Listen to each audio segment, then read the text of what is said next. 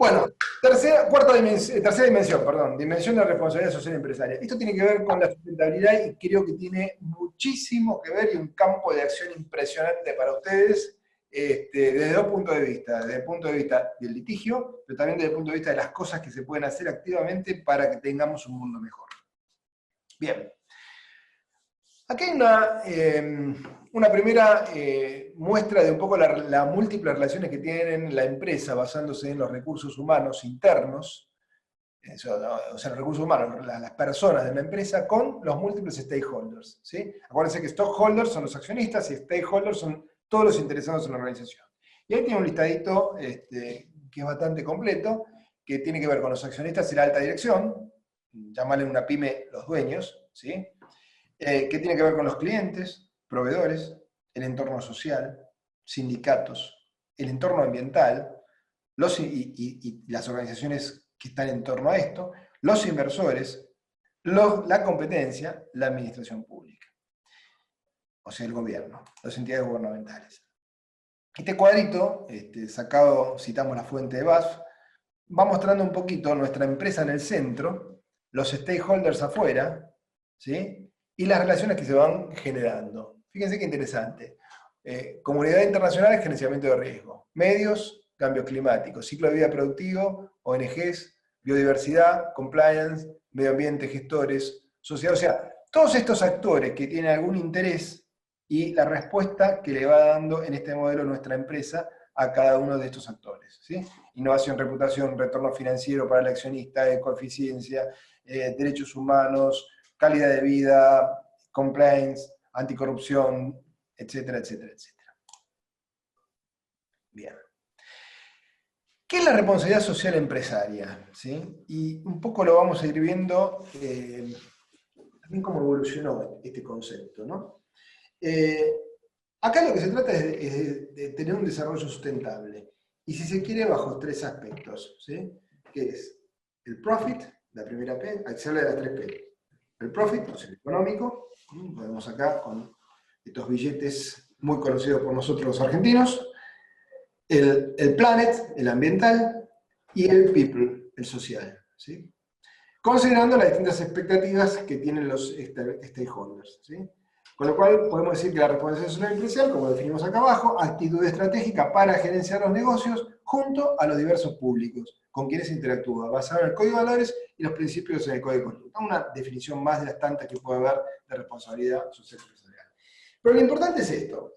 Hay una clasificación incluso de las empresas B. Las empresas B son las empresas de triple impacto. Y las de triple impacto se caracterizan por las 3P. O sea, que se preocupan por el desarrollo sustentable en el aspecto económico, profit, para atender al accionista. Acuérdense de lo que les decía, el accionista busca rentabilidad, las empresas necesitan rentabilidad. Es como el aire. Las personas no viven para respirar, necesitan aire, y cuanto más aire mejor, porque cuanto más aire mejor poder respirar. Las empresas lo mismo, cuanto más utilidad mejor, no porque sea el objetivo de la organización, sino porque es una necesidad. El segundo aspecto es el aspecto ambiental, el planet, y que vamos a ver con la dura realidad que ser ecológico es más caro, y tenemos que estar dispuestos a pagar más por tener productos ecológicos. Y el tercer aspecto social, ¿sí? El people, que tiene que ver con el people de nuestra gente en la organización y también con la sociedad en la cual estoy inserta. Y la sociedad es el primer metro cuadrado, o sea, la gente que vive en los alrededores. Hay un autor, expositor argentino que habla sobre el tema de las 3P, y él dice que hay una cuarta P, que es passion, ¿sí? Y la pasión, ¿sí? Porque todo esto lo tenés que hacer con pasión. Bien. Hay una oportunidad gigante para las empresas las empresas son generadoras de riqueza. Se dice que el motor generador de riqueza de una sociedad no es el Estado, sino que es la empresa privada, ¿sí? Con lo cual, la empresa privada tiene la posibilidad única y fantástica de reducir la pobreza en el mundo. Churchill decía que muchas veces se lo ve al empresario como ¿cómo decía la frase? Como la vaca que hay que sacarle el mayor jugo posible, otros lo ven como el tirano que nos oprime, pero nadie lo ve como el caballo que tira del carro. y realmente que el espíritu emprendedor, el intrapreneur, que desarrolla una empresa, genera oportunidades para todos y genera oportunidades de valor agregado para una sociedad. Con lo cual la empresa es una oportunidad para reducir la pobreza. Y fíjense qué interesante, además de esto, el mercado, que muchas veces el mercado mayor no es el mercado de mayor poder adquisitivo. Si ustedes se fijan, acá tenemos más o menos la cantidad de población mundial, hay 4.000 millones de consumidores o de personas que tienen menos de $1.500 para el año de riqueza, de ingreso. Ustedes saben que una de las indicaciones de un desarrollo de un país es la relación Producto Bruto por habitante. El Producto Bruto es el valor agregado de una organización, de un país. O sea, cuánto genera un país, cuánto agrega valor. Si yo divido el Producto Bruto por habitante, me da más o menos la relación de riqueza que podemos tener. Y vemos que en Latinoamérica es una constante. Más menos crisis o no crisis, Argentina es uno de los más grandes en PBI per cápita, con $10.000, $11.000. Hoy lo supera un poco Brasil y Chile. Pero $10.000 por habitante por año. ¿Eso qué significa? Que si vos ganás menos o más, estás por encima del nivel promedio. Cuando te vas a Europa, los números ascienden a 30.000, 40.000. ¿Sí? Necesitas crecer más o menos al 3-4% anual durante 10 o 20 años para llegar a $20.000, $25.000 por habitante. ¿Sí? Pero bueno, la realidad es esta, hay 4.000 millones de personas que están por abajo de $1.500 por año. ¿Sí? Hay un segundo segmento entre 1.500 y 2.000, un tercer segmento que lo integran unos 1.500 a 1.750 millones de consumidores, que es entre 1.500 y 2.000, y un último segmento que son muy poquitos, 100 millones de consumidores que tienen más de $20.000 al año. Quizás estos números, como ven acá, esta fuente es del 2002, esto tal vez es un poco más grande hoy, ¿sí? O más grande los números, tal vez, es decir, este 1.500 debería ser hoy 2.000 o 3.000, pero la base, la proporción se mantiene. Con lo cual, en esta matriz podemos ver que podemos crear beneficios sociales y ambientales y beneficios económicos. Si estoy en la base de la pirámide, de la matriz, perdón, quiere decir que estoy en bajo beneficios sociales y ambientales y en bajo beneficios económicos, eso es una empresa que no atiende a la comunidad. Lo ideal, ¿cuál es? Que esté en el máximo. O sea, que me preocupe mucho por los beneficios económicos, pero también por los beneficios, por la sustentabilidad.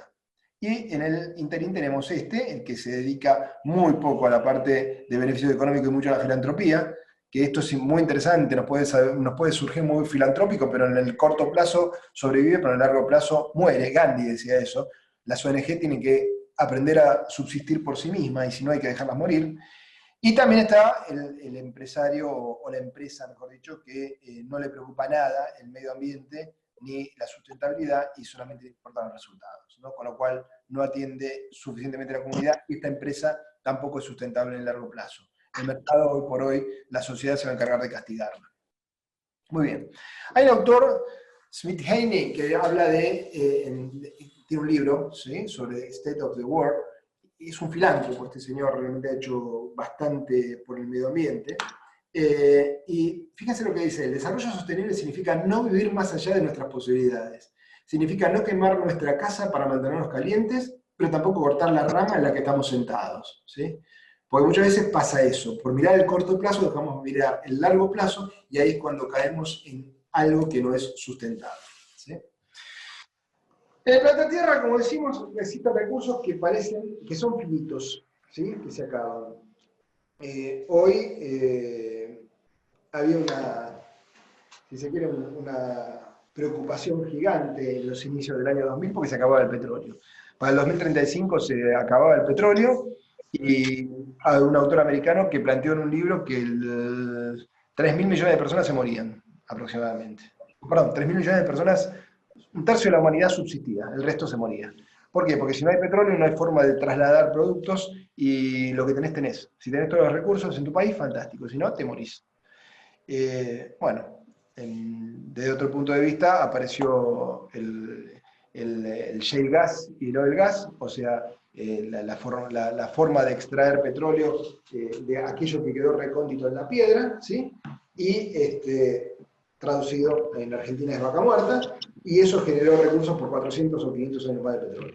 Mientras tanto aparecen las energías renovables y otras cosas más.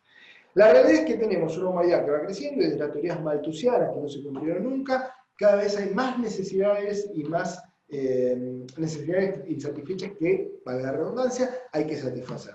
Para lo cual exigimos y exprimimos más a nuestro planeta y eso va generando un problema ecológico importantísimo, que se traduce muchas veces en el sobrecalentamiento y otras cosas que vemos a diario, contaminación y demás. Si seguimos con este ritmo, como decimos aquí, en el 2030 necesitaríamos 2 planetas para satisfacer nuestra demanda. Estas tal vez son llamados de atención apocalípticos. A mí muchos no me gustan porque generalmente no se cumplen. Desde las teorías malthusianas nunca se cumplieron, ¿sí? Tal vez, yo desde mi punto de vista de creencia, creo que Dios se encarga de que aparezca un vaca muerta, o que aparezca, digamos, el shale gas, cuando no tenemos más energía, o que aparezca algo, ¿sí? Se hablaba que cuando lleguemos a 3.000, 4.000 millones de personas no había alimentos y hoy vamos camino a las 7.000, 8.000 y alimentos hay. Y la productividad de la generación de actividades primarias ha mejorado sustentablemente eso, a costa a veces de sacrificar parte de la ecología del planeta, ¿sí? Fíjense en esta estadística. Los 10 países que se esperan con mayor población para el año 2050. Ustedes saben que hoy China es el país que tiene 1.250 millones de habitantes, el más grande, pero por la restricción de tener un hijo, ahora tienen restricción a 2 hijos, hace que para el 2050 la proyección establece que India lo va a pasar.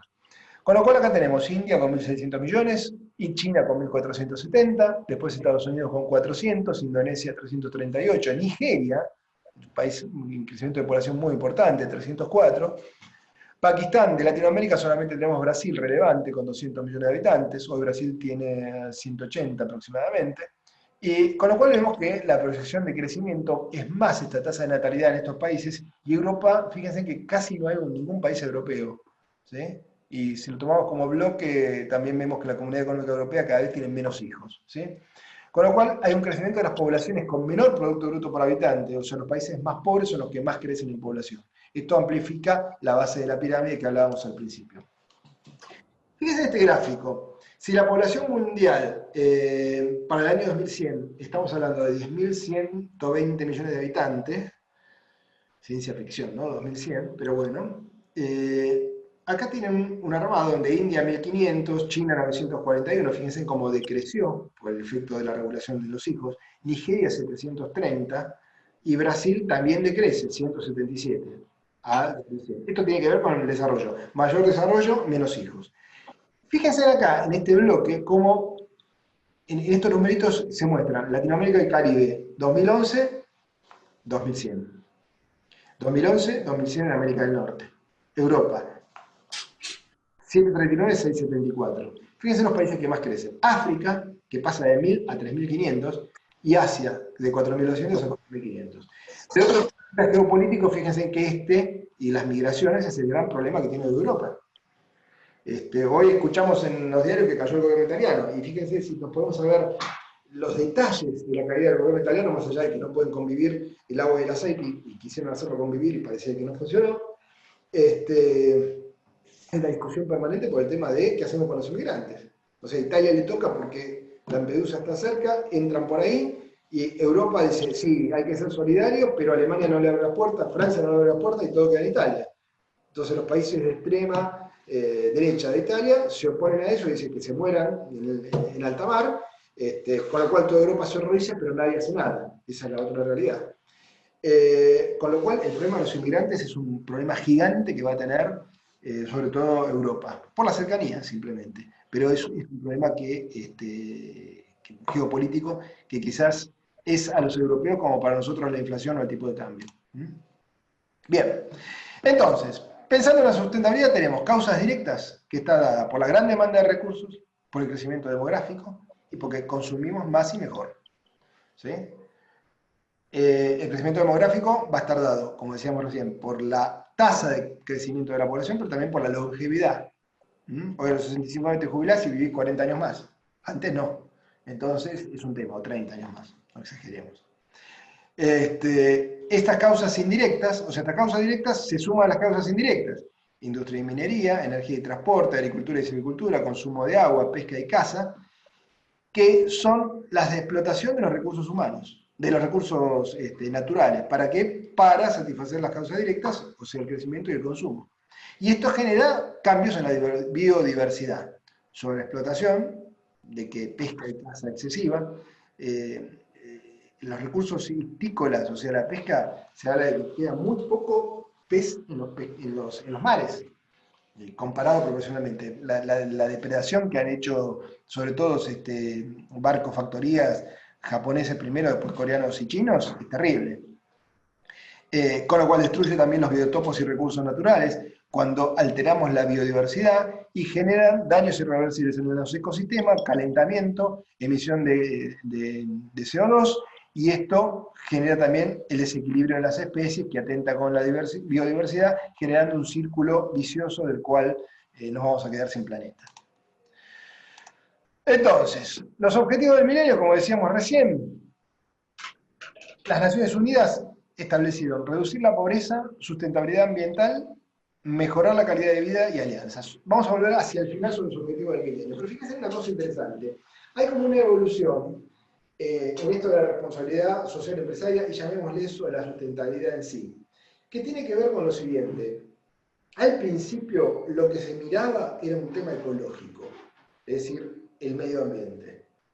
Todos contaminamos, nos levantamos a la mañana y contaminamos. Cualquier acción del ser humano, encendemos el auto y contaminamos. Nada más que algunas son irreversibles y otras son pequeñas contaminaciones que con cambios de hábitos nos podemos, cambios de hábitos, reciclaje de basura y demás, lo podemos mejorar. ¿Sí? Entonces, nace, si se quiere, en los 70, este tema de mirar el medio ambiente. Pero inmediatamente se tomó en cuenta que el ambiente ecológico solamente no alcanzaba, sino que había que ir atrás de esto, reducir la pobreza. Con lo cual pasamos a un esquema social. Cosa que los ambientalistas puros se quejaron por esto, porque dijeron, esto surgió como mejora del medio ambiente, para evitar la contaminación, y de repente lo metieron al tema social, que a nosotros no nos interesa. A nosotros nos interesa el tema ambiental. Esto es lo que decían los ambientalistas extremos. ¿Sí? Con lo cual, hoy ya en la responsabilidad social empresaria están los dos temas interrelacionados. ¿Sí? Y el objetivo del milenio, la Declaración de las Naciones Unidas, como vamos a ver al final de la presentación, tiene que ver con la mejora de calidad de vida y las alianzas de los países y las empresas para lograr esto. Un poco acá los objetivos complementarios tienen que ver con la cooperación entre los grupos que participan. En relación con esto, la Laudato Si, la carta encíclica de Francisco, tiene mucho que ver con esto, porque fíjense en que la Laudato Si, cuando uno la lee, puede tomar una apreciación u otra, una interpretación u otra interpretación. Pero hay algo central que el Papa nos llama diálogo. Diálogo, júntense, vean la mejor solución. ¿Por qué? Porque necesitamos extraer recursos para poder sobrevivir y calmar el hambre. Pero al mismo tiempo necesitamos hacerlo eso con cuidado del medio ambiente. ¿Sí? Entonces, la solución que nos da el Papa es esa, diálogo. Acá vemos las 4 corrientes que podemos encontrar entre los distintos tipos de ambientalistas o no ambientalistas. Está el primero, el antropocéntrico, donde dice el hombre está en el centro y todo se supedita a lo que necesite el hombre. El antropocéntrico, o sea, le importa cero el medio ambiente. Los recursos naturales están para explotarlo y para satisfacer al ser humano, y se terminó. ¿Sí? Del otro lado de los antropocéntricos están los conservacionistas. ¿Sí? Yo suscribo a esta teoría, yo participo en una ONG que tiene que ver con causas del medio ambiente, con las 3P fundamentalmente, y mi teoría, bueno, la organización de esta ONG es conservacionista. ¿Por qué? Porque miro el mundo natural al servicio de las necesidades humanas, pero no solamente presentes, sino también futuras. Con lo cual, no me preocupa lo que hago, sino el modo en cómo lo hacemos. Por ejemplo, necesitamos madera. Y para madera necesitas talar árboles. Entonces, la primera pregunta que hay que hacer es, ¿poder reemplazar la madera por otro elemento que sea más, digamos, que no se agote, o sea, que sea renovable? Sí, fantástico, usarlo. ¿No puedes hacerlo? Bueno, busca la forma de generar 3 o 4 o 5 veces los árboles que cortás. O sea, no talés indiscriminadamente. Esa es la postura del conservacionista. O sea, no detiene el desarrollo. Sino que vamos en pos del desarrollo, pero hagamos las cosas, aunque sean más caras, bien, sustentablemente. Después está el biocéntrico. El biocéntrico, obviamente critican a los antropocéntricos, habla del derecho de todos los seres vivos, el derecho de los animales. Acá tenemos lo que vimos hace poquito en la rural, el tema de los veganos. Uno puede ser vegano, es más, creo que hasta es saludable ser vegano, podría ser más saludable ser vegano. Pero el contexto filosófico que envuelve al movimiento veganista es terrible, porque pone la dignidad del ser humano con la dignidad del animal. Esto no es de acá. Se originó en parte de San Francisco, pero también ahí en Francia. Hace poquito estaba hablando con un abogado que me dice que hay casos de jurisprudencia en Francia, hablando de los derechos de los animales y poniéndolo casi a la misma dignidad que el ser humano. ¿Sí?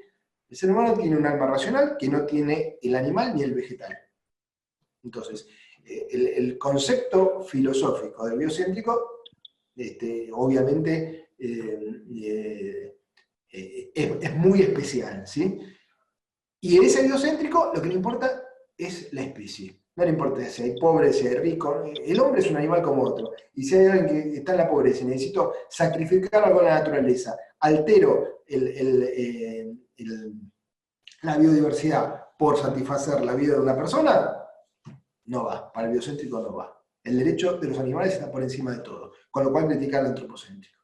Y los últimos son los preservacionistas, que no hablan como los biocéntricos de una misma dignidad, pero sí entienden que hay un valor intrínseco en el mundo natural, donde el hombre, dicen, es una parte, ¿sí? Con lo cual critican a los conservacionistas por su carácter instrumentalista o práctico. En esto podríamos meter a Greenpeace. O sea, Greenpeace te para y te no hagas esto porque contamina.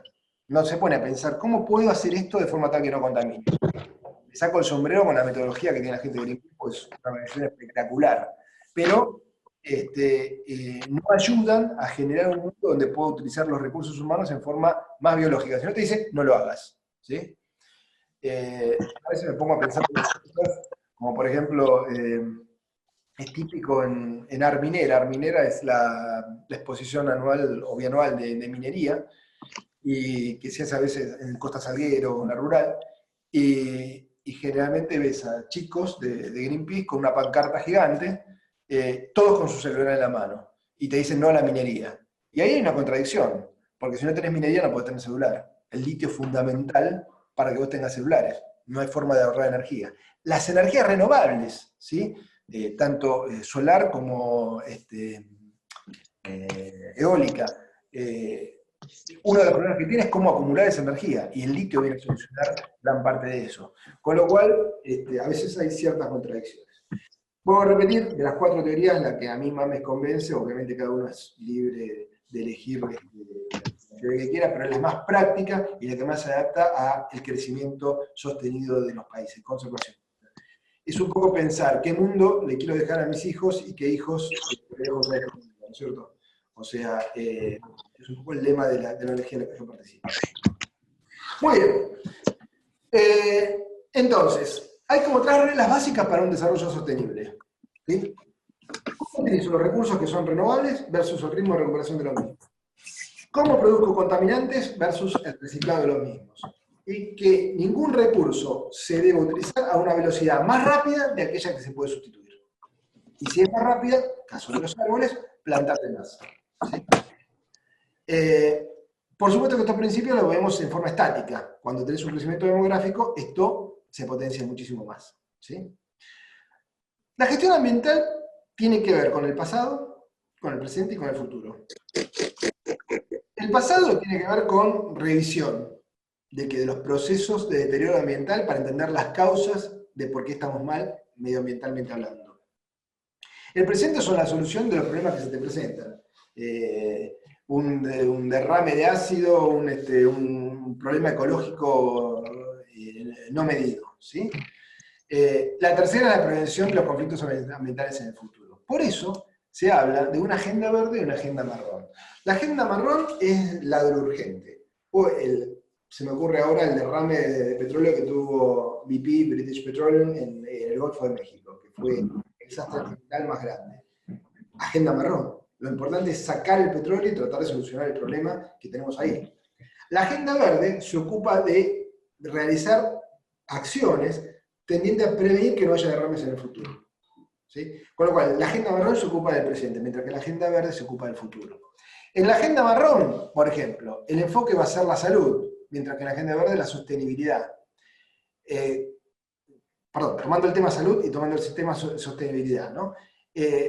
Los problemas, el impacto va a ser en la salud humana y acá en la salud de los ecosistemas en la agenda verde, donde va a incluir a la humana.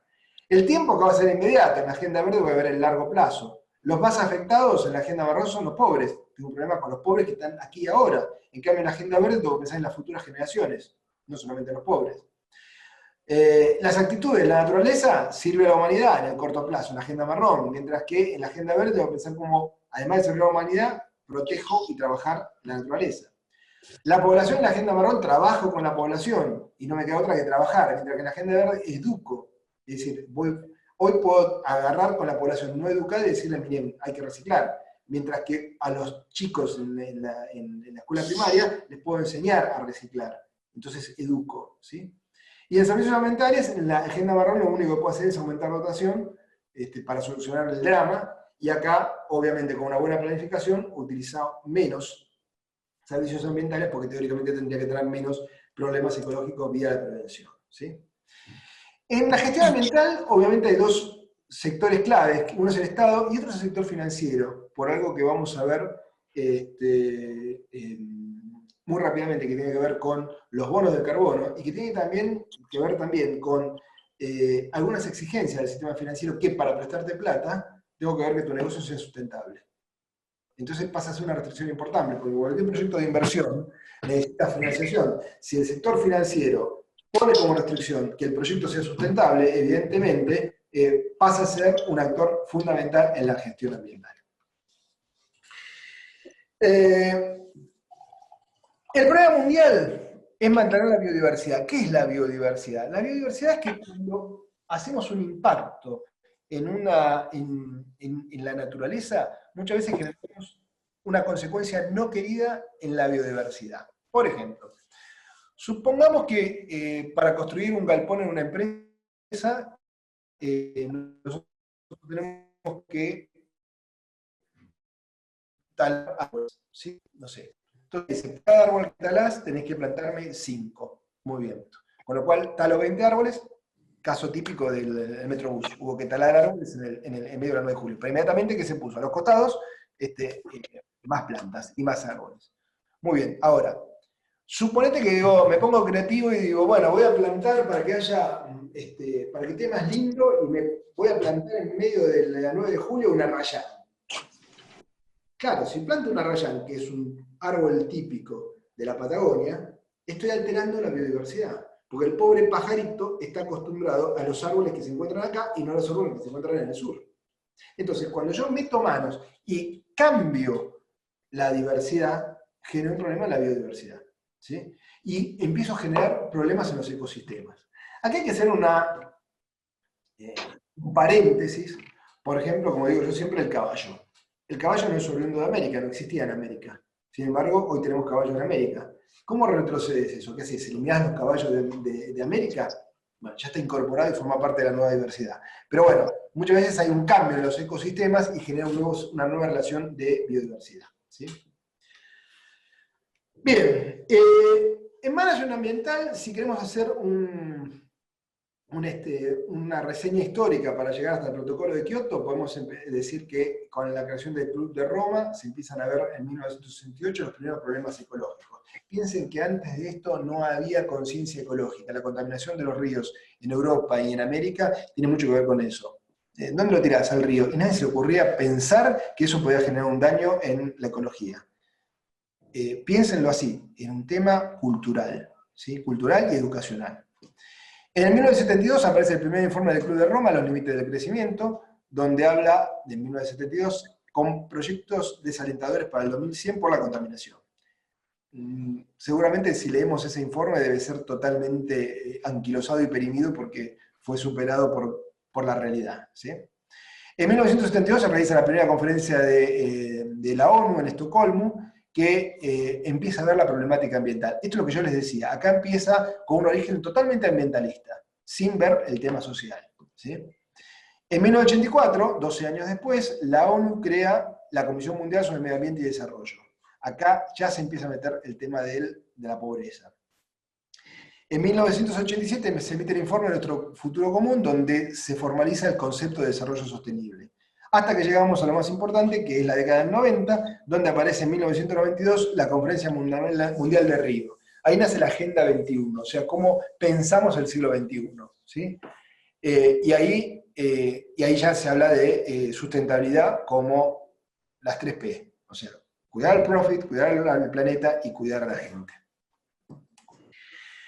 97-98, el protocolo de Kioto. Quizás este es el más importante de todos, ¿no? Son los compromisos de los países desarrollados para reducir la emisión de gases del efecto invernadero. Esto debería entrar en rigor, como todos los tratados mundiales, a los 5 años, pero en el año 2001, Estados Unidos y China, principal contaminante, uno porque no le importa el medio ambiente, China, y otro porque Estados Unidos por el Producto Bruto que tiene, o sea, cuanto más producís, más contaminás, no ratifican. Y si no está China y no está Estados Unidos, la verdad es que el protocolo de Kioto mucho sentido no tenía. Con lo cual en el 2002 se hace la conferencia en Johannesburgo, que es Río más 10. A los 10 años de Río de Janeiro se hace la conferencia sobre el Mundial sobre el Medio Ambiente y Desarrollo, donde se reafirma el Tratado de Kioto. En el 2005 entra en vigencia el Tratado de Kioto, lo ratifica Rusia, como otro de los países importantes para la vigencia de un protocolo de este tipo.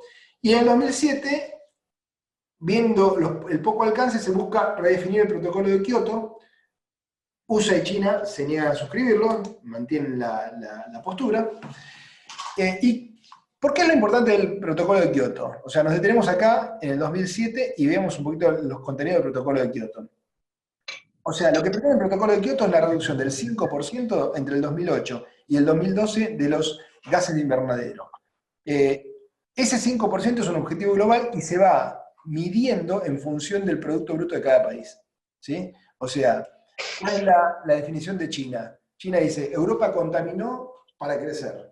Y ahora me piden a mí, que tengo 900 millones de pobres de los 1.200 millones de habitantes, que deje de contaminar. ¿Saben qué? Voy a contaminar porque tengo un problema de pobreza más grande. Ese es el pensamiento de China. ¿Sí? Entonces, esa controversia que hay, sí, todos estamos de acuerdo en que hay que bajar el 5%, pero nadie quiere poner su parte, es un problema real en el protocolo de Kioto.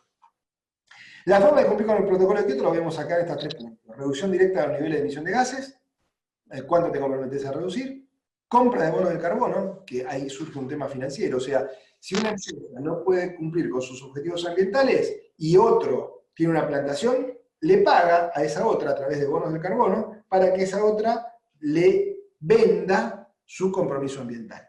¿Sí? Y inversiones, en lo que hablábamos recién, en mecanismos de desarrollo limpio, o sea, el sector financiero. Este intercambio de bonos es un efecto interesante, se comercializaron, como vemos ahí, o sea, el funcionamiento en los bonos del carbono es como una compra-venta de derecho de emisión. En la Argentina creo que hay un estudio jurídico especializado en este tema. La provincia de San Luis se dedicó bastante a esto y consiguió varios bonos del carbono. Las transacciones estimadas para el 2005 es de 9.4 billones y se estimaban para el 2012 en 2 trillones. Les comento que traté de buscar la cifra actualizada, no la encontré. Supongamos que debe andar por esa cifra. Pero bueno, fíjense que es un número interesante para el mercado financiero. Después de Kioto, lo más relevante fue en octubre del 2015 el Tratado de París. Porque el Tratado de París es un volver a Kioto, ¿sí? Con una visión más realista y con un compromiso más importante de China y Estados Unidos. Entra en vigencia en el 2020 cuando finaliza el Tratado de Kioto, que no fue no tuvo muchos resultados positivos. Nuevamente, el Tratado de París establece la reducción de gases de efecto invernadero, participaron 195 países y se firmó el 22 de abril del 2016, hace poquito. Hasta noviembre del 2016 lo habían firmado 96 países más la Unión Europea, con lo cual ya se entiende por ratificado. El problema del Tratado, perdón, lo más interesante del Tratado de París es que China y Estados Unidos ratificaron el acuerdo climático. O sea, China y Estados Unidos estarían dentro del Acuerdo de París. Con todo, Trump dijo que no iba a entrar, pero hay una especulación que Trump termina su mandato cuando se pone en vigencia el Protocolo de París. La realidad es que ambos países son responsables del 40% de las emisiones del carbono. Y la otra realidad, hoy año 2019, que estamos a 3 años, ¿no? Octubre del 2015, 16, 4 años casi del Tratado de París, ninguno de los países que firmó hizo lo que tenía que hacer. Y eso es lo más lamentable de todo. O sea, no hay un cumplimiento acabado del Tratado de París. Con lo cual muchas veces hablamos del medio ambiente, hacemos cosas para el medio ambiente porque se mejoró. Si no hubiese pasado todo esto del año 72 en adelante, seguramente hoy no tendríamos planeta. Se creó conciencia. Hay un tema importante, lo ven a diario con el tema del plástico, la reducción del plástico, la descontaminación de los ríos, y todo eso generó conciencia. Pero lo grueso de la contaminación, ¿sí? Y de vuelta, China y Estados Unidos, que son responsables del 40% de la emisión de los gases de carbono del mundo, todavía no le encontramos una solución que nos satisfaga a todos. Por último, y para terminar, el 25 de septiembre del 2015, la Asamblea General de la ONU, de las Naciones Unidas, aprobó la Agenda del 2030. Y acá sí es interesante. Por primera vez hay una agenda para el año 2030 con objetivos, metas, submetas medibles, con indicadores para todos, ¿sí? Entre ellos, como decimos ahí, prevé la erradicación de la pobreza, que es el mayor desafío, se habla de pobreza cero, entendiéndose por tal que toda la población tenga acceso al agua y acceso al mínimo para poder no tener desnutrición. Y en este sentido establece 17 objetivos con 169 metas. Las 169 metas son medibles. Y acá sí, plenamente, por más que a algunos no les guste, abarca las 3 P: económica, social y ambiental. Y aquí, para terminar, vemos los 17 objetivos de desarrollo sostenible. Como decimos, el primero, fin de la pobreza.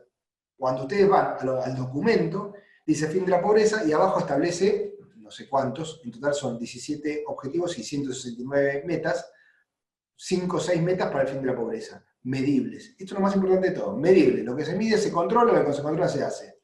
Hambre cero, salud y bienestar, educación de calidad, igualdad de género, agua limpia y saneamiento. Fíjense que vemos, acá hay de todo, ¿eh?